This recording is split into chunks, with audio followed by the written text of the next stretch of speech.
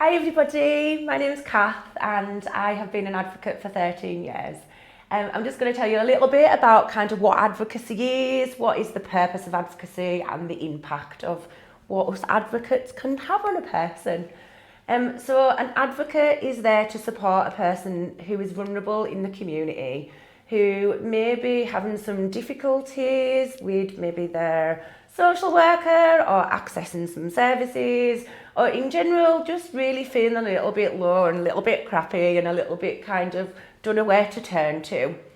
So an advocate will be there for the person to be what we call an extension of their voice.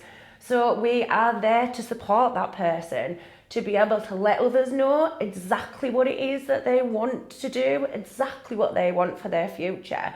And basically just to support them if there's been any decisions that are being made for that person. Because sometimes and more often people have meetings that they go to with no support, and maybe the people that are in that meeting, such as a social worker or another professional, may be sitting there making decisions on their behalf and talking a load of jargon.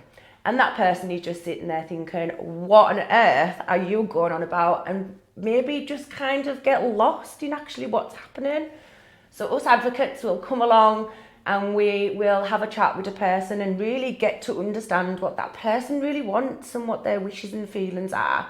We gather that information, then we will support that person to express to other people exactly what they would like to happen.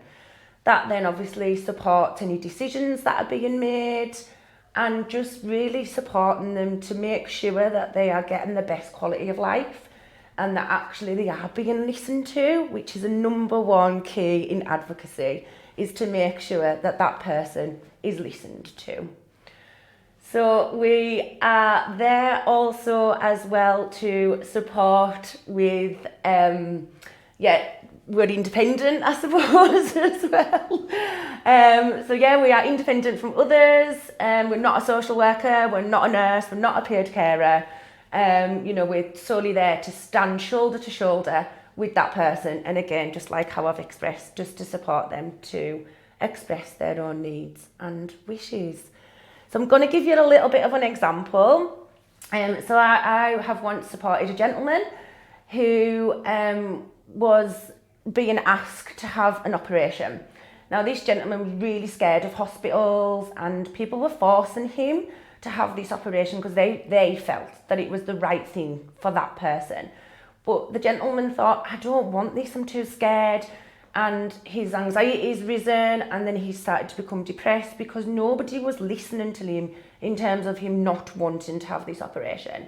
So I came along as his advocate and I listened to what he wanted. I understood in terms of his anxieties, why he didn't want to go into hospital, why he didn't want the operation, and really just to kind of seek whether or not the operation was really needing to be done. And on balance, it was probably causing him more stress and anxiety than actually having the operation completed. So what I did was I gathered his views and his views and his wishes, and I supported him to express those to the people that were really wanting him to have this operation.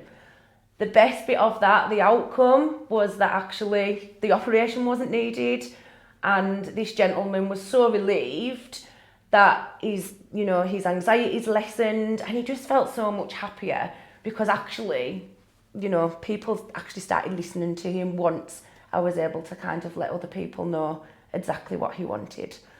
So, yeah, that's kind of a little snippet about advocacy. Thanks, guys.